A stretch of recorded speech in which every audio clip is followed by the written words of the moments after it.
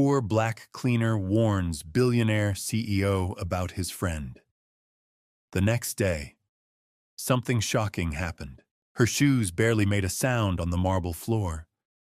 She moved like a shadow, as she always did, sweeping behind the grandeur of others, buffing the brass handrails, wiping the fingerprints from crystal elevator buttons, emptying trash bins left full by millionaires who wouldn't look her in the eye. Her name was Danielle, a quiet black woman in her late 20s, wearing a simple blue uniform, white-trimmed collar, and latex gloves. To most, she was invisible, just the cleaner. But tonight, she had a voice, and it was shaking. Because she had seen something she wasn't supposed to see. And now she was standing face to face with Liam Stratford, CEO of Stratwell Holdings, one of the youngest billionaires in the country. 34, sharp jaw, sleek black suit, red tie, eyes like ice. Everyone in the building bowed to Liam, everyone except Danielle, because tonight she wasn't a cleaner, she was a witness. It began the night before. She had been working overtime, not because she wanted to, but because she had to. Her mother's dialysis bills had tripled. Her younger brother's tuition was past due. And if she didn't cover rent by Friday, the slumlord who managed her complex would evict them with a grin. So she stayed late, cleaning glass walls on the executive floor. That's when she heard voices in the boardroom. She paused, her rag still in hand, hidden in the dim hallway shadows. Inside, behind the tinted glass, she saw Liam's CFO, Derek Fallon, the man everyone called his brother in all but blood. But Derek wasn't alone. He was whispering with a man in a gray overcoat, talking about account numbers, offshore routing, and something about wiping the system clean before the quarterly audit. Danielle froze. She leaned closer, heart hammering. She couldn't hear everything, but she caught enough. Enough to know something was very wrong. When the man left, Derek pulled out a flash drive from his pocket and slid it into Liam's personal laptop. Danielle gasped softly. Derek turned, startled, but she ducked behind the wall just in time. She didn't sleep that night. Now, 12 hours later, Danielle stood in the gold-tinted hallway outside Liam's private office, palms sweating inside her gloves, praying to God that her heart wouldn't explode. This wasn't part of the job. She'd cleaned toilets, scrubbed vomit, picked gum from under mahogany desks, but she'd never stood up to power, never spoken to a CEO. She almost turned back, almost walked away and told herself it wasn't her business. But she thought of her mama, and what she used to say whenever things felt too big. Baby, you can't stop the storm, but you can knock on the house and say, you better close your windows. So Danielle raised her hand and knocked. Sir, she said when he opened the door, her voice trembling. Liam frowned. Do you have the wrong room? I'm sorry to interrupt. I need to tell you something. It's urgent. He gave her a once-over, the kind that said he didn't recognize her uniform or her face. She may as well have been furniture. I'm on a tight schedule, he said coldly. If this is about a cleaning request, please talk to your supervisor. No, sir. It's not about cleaning. She swallowed. It's about Derek. That got his attention. Liam's brow furrowed. Derek Fallon? She nodded. I saw something last night, on the executive floor. Something I think you need to know. He looked down at his watch, then back at her. She pressed on before she lost the nerve. I was cleaning outside the boardroom. I didn't mean to overhear anything, but I saw him. With someone. They were talking about accounts, transfers, wiping files. He had a USB drive, sir. and he put it in your laptop. Liam's jaw clenched. You're accusing my CFO, my best friend, of corporate theft? No, she said quickly, then corrected herself. I mean, yes, but I'm not accusing. I'm just telling you what I saw. Do you have proof? She hesitated. No, sir, I don't. I was scared. He took a step forward. You understand that if what you're saying is false, you could lose your job, possibly face legal action. Danielle felt like the floor dropped beneath her. I know. I just thought you deserved to know. Because if he's doing what I think he's doing... Her eyes welled up. I know you don't know me, I'm just the cleaner. I mop floors. I don't even have benefits. But I see things, sir, because no one sees me. Liam looked at her long and hard. Then he spoke, cool, sharp. Thank you for your concern. He turned and closed his door. Just like that. Danielle stood in the hallway, stunned. It was over. Her one shot. And he didn't believe her. Of course he didn't. Who believes the janitor over the CFO? She walked back down the marble floor slower than ever, felt every stare, every whisper in her imagination. By the time she got back to the supply room, her hands were trembling. She took off her gloves, sat on the stool beside the mop bucket, and cried. She had done the right thing, and it had cost her everything. What Danielle didn't know was that behind that office door, Liam didn't go back to work. He stared at the laptop on his desk, the same one Derek had used just yesterday, the same one acting slightly off this morning. Was it possible? He picked up the phone, but didn't dial. He walked to the security terminal and began reviewing the hallway cameras.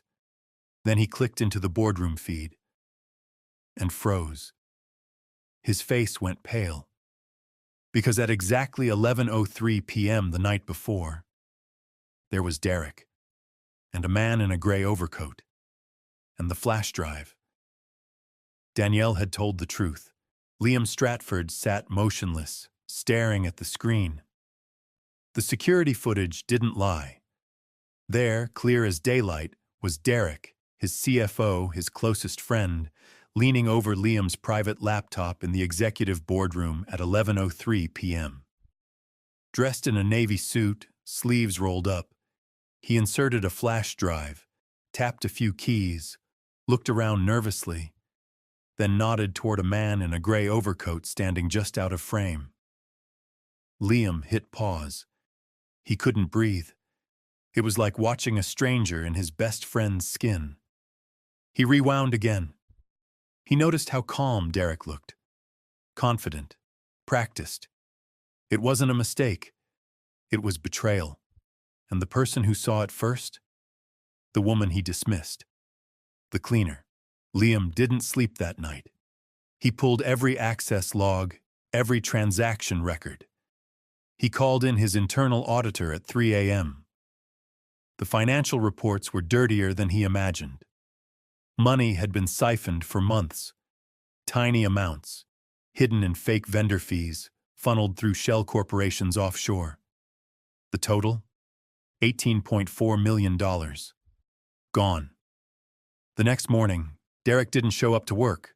His apartment was empty. Car missing. Phone dead. Just vanished.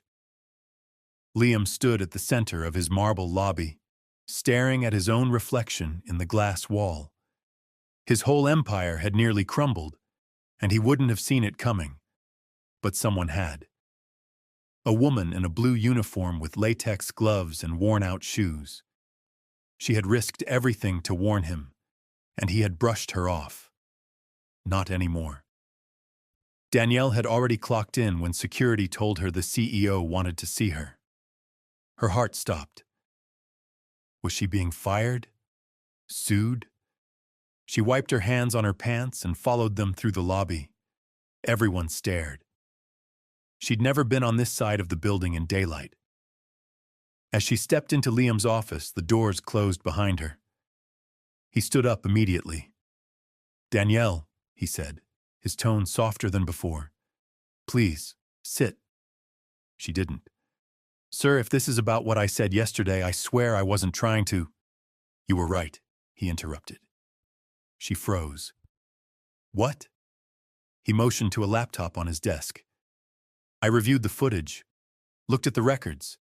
Derek, he was stealing millions, and he's gone." Danielle's knees nearly buckled. Liam walked around his desk and stood in front of her, not towering, but eye-level, humble. "You told the truth when no one else even dared to look. You saw what I didn't.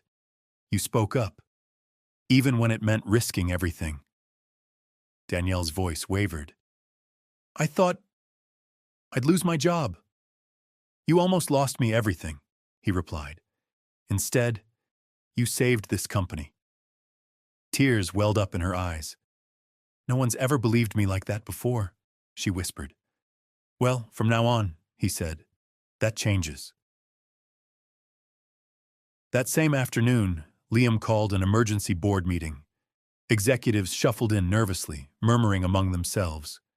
When they sat, they were shocked to see Danielle walk in after Liam and take a seat beside him at the table.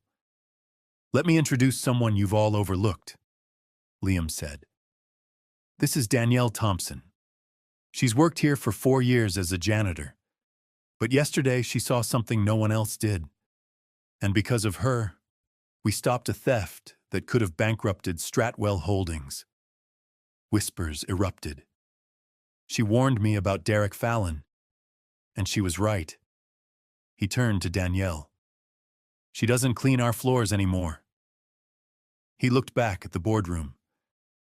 "She's now our new Director of Internal Ethics and Observations, reporting directly to me." Gasps. Danielle blinked in disbelief. She hadn't been told.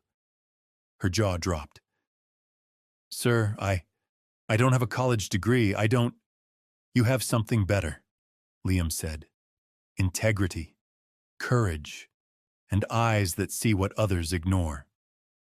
And as of today," he added, "you'll have a full scholarship should you ever choose to pursue further education on company expense. We'll support your family's medical needs, and you'll never scrub another floor again." The announcement made headlines the next day. From janitor to executive, the cleaner who saved a billion-dollar empire. News outlets couldn't get enough, but Danielle stayed grounded. She didn't take interviews. She didn't show off. She just showed up, on time, respectful, observant.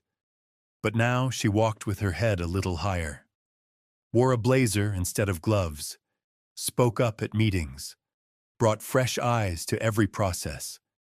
She noticed things others missed. And Liam, he became a better leader. He changed company policy, introducing a feedback program for all staff, from interns to cleaners. He rewrote the hiring process to focus on integrity, not just pedigree. He walked the halls more, learned every name, because of Danielle. Months later, during the company's annual gala, Liam stepped on stage. He wore his usual black suit and red tie. But this time, he wasn't the story. He looked at the crowd and said, "There was once a woman who everyone ignored. She worked in silence, ate lunch alone. But when it mattered most, she spoke the loudest truth in the room." He gestured to Danielle in the front row, now wearing an elegant navy dress, her hair up, glowing with dignity. "She saved us. She saved me.